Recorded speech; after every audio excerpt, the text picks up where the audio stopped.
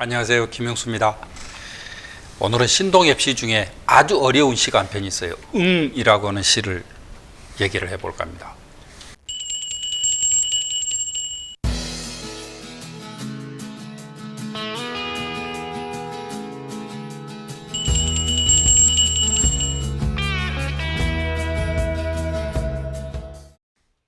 먼저 읽어볼게요.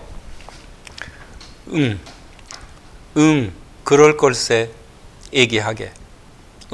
그럴 걸세. 그럴 걸세. 그럴 수도 있을 걸세. 그럴 수도 있을 걸세.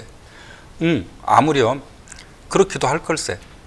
근역이나, 근역이나, 그래, 그럴 걸세. 그럼, 그렇기도 할 걸세. 더하게. 이 시가 1965년도에 시단이라고 하는데 발표가 됐는데요. 이 시 진짜 어렵습니다. 이 시는 무슨 내용을 건질 게 하나도 없어요. 전부 다 그럴 걸세, 그럴 걸세, 얘기하게, 그럴 걸세, 그럴 걸세. 지금 처음부터 끝까지 허사만 있어요. 그래도 뭐가 막 이렇게 짝대기를 휘저어 보면 한 가지라도 걸리지 않을까. 이렇게 휘저어 본다면은 우선 그럴 걸세는 그럴 것이다 라고 하는 말이잖아요. 그럴 수도 있을 걸세. 이제 그럴 것이다. 그럴 수도 있을 것이다. 그 다음에 아무렴 그렇기도 할 걸세. 그렇기도 할 것이다. 근역이나 근역이나 여기서 한 가지 걸리는 거죠. 근역이나 근역이나 이거는 지금 충청도 사투리잖아요. 충청도 말이에요. 충청도 사람들이 자주 쓰는 말입니다. 그래. 그럼 그렇기도 할 걸세 해놓고 더하게 뒤에 이렇게 이제 끝냈어요. 제가 생각할 때 신동엽의 굉장한 실험시입니다. 그냥 아무 구체적인 그 낱말이 없이 그냥 이것만 가지고 지금 이제 의사소통을 한 그런 시거든요. 이 처음부터 끝까지 허사만 있는 이 시는 무슨 내용을 도대체 담고 있을까? 이거 참 저도 참 궁금해요. 저도 확실히는 모르겠어요. 1964년 말에 쓰여져서 65년 초에 발표가 된 시인데, 시에서 이런 경우에 이제 흔히 두 가지를 생각할 수가 있어요. 우선 하나는 풍자냐 아니면은 또 하나는 해학이냐예요. 뭔가 지금 조금 유머러스한 시잖아요. 그런데 이 웃음이 풍자냐 해학이냐에 따라서 이제 내용이 전혀 달라지겠죠. 예를 들어서 풍자라면은 풍자는 웃기면 웃길수록 공격이 날카로워진 거예요. 상대가 아파요. 해학은 웃기면 웃길수록 사랑이 커져요. 풍자하면은 비판일 것이고 해학이면은 긍정이란 말이에요.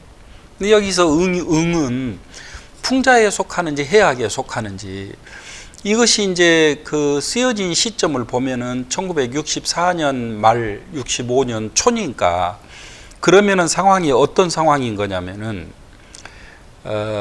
참고로 이 응이라고 하는 시를 신동엽 시인 큰 따님 신정섭 선생이 있어요. 화가예요. 신정섭 선생이 10주기에 쓰는 회고문을 읽어보면은 신동엽 시인이 가지고 있는 큰 특징 중에 하나가 술버릇이 엄청 좋대요. 이게 보통 사람들하고 거꾸로죠. 술 마시면은 시끄럽고 불편하고 힘들잖아요. 신동엽 시인은 술 먹으면은 한없이 너그러워져서 남이 하는 말 열심히 귀담아 들어주고, 그러고 한없이 너그러워져서 사람이 한없이 좋아져가지고 아주 편안해져요.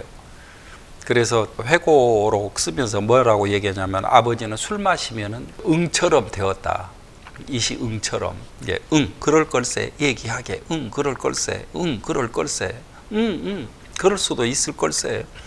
그럴 수도 있을 걸세. 아무렴, 그렇게도 할 걸세. 이제 이렇게 된다는 그 회고록 보고, 신동엽 시인이 이 문제를 이야기했겠다 이렇게 생각했는데, 시대 상황 속에서 보면은 또 조금 달라요. 1964년도에 한일 굴욕회담 비밀회담, 김종필이 했던 비밀회담이 폭로가 되어서 1964년도가 서울대가 아마 가장 데모를 많이 하고 치열하게 아마 했던 연도일 거예요. 전체를 다 이렇게 저기를 해보면은 엄청난 시위가 이제 일어나고 그럽니다. 그 시위를 막기 위해서 이제 박정희 대통령이 계엄령을 선포를 했는데, 이 계엄령 선포해가지고 64년에서 65년 이 사이가 정말로 답답하고 말 한마디 제대로 할 수도 없고 하면은 붙들려 가니까 너무 그 강력한 저 통제가 들어와버린 거예요. 그 통제 그거를 뚫고 마침내 이제 65년도 봄에 이제 한일협정 비준 반대 투쟁이 다시 일어나 가지고 이제 저 거칠게 이제 저항하고 많은 사람들 잡혀가고 감옥 가고 그렇게 합니다. 이 협정의 배후에 미국이 있기 때문에 반미 자주화 운동이 또 일어나고, 그러고 저 웨소와 같은 시에서 그 미군들의 범죄를 신동엽 시인이 정말로 통렬하게 지금 이제 이렇게 비판하고 하는 이제 그런 상황이 생겨나죠. 이게 그 64년 굴욕적인 한일회담 반대 시위가 좌절하고 계엄령이 선포된 상태에 있을 때, 그래서 65년 봄 한일협정 비중 반대 투쟁이 다시 일어나기 전 사이 이제 이 답답한 사이에 쓴 그 시예요. 신동엽 시인은 뭔가 참으면 안 된다고 생각했고 계속 그래서 지금 그 주변에 저 민족 그 자주화를 노래하는 시들이 많이 출연을 하게 되거든요. 그렇게 놓고 보면은 이 시는 그냥 그렇게 간단하게 그냥 사람 좋은 그냥 그 재미있는 장면 하나를 이렇게 노래한 것은 아니지 않는가, 이제 이런 생각이 드는 거예요. 그러면은 그럴 걸세 얘기하게 그럴 걸세 그럴 걸세 이렇게 살아버린 건 아닌지, 우리가 아주 중요한 우리의 문제를 그냥 별 대책 없이 그냥 사람 좋은 사람처럼 그냥 받아들여 버린 것은 아닌지, 이런 풍자로 그렇게 느껴진단 말이에요. 패도 아무리 두들겨 패도 화를 내지 않고 더 패세 더하게 이러고 있었던 것은 아닌지, 바로 이 문제를 노래한 건 아닌지, 저는 이제 그런 생각이 드는 거예요. 하여튼 신동엽 시인은 그 뭐 모더니티가 부족하다, 막 이제 실험 정신이 부족하다 이렇게 생각하는 분들이 있는데, 신동엽 시의 이런 시들은 보면은 꽤 놀라워요. 어떻게 당시에 허사만 갖고 시를 쓸 생각을 했을까요? 지금도 그런 시가 있을까요? 그럴 걸세? 얘기하게? 그럴 걸세? 그럴 걸세? 근데 이것만 딱 전달했는데 시가 되는, 제 생각에는 그 한일 협정 비준 반대 투쟁을 아무리 무서워도 긍정하면 안 되고 반대 투쟁을 해야 되는 거예요. 아주 위태로운 지점이었어요.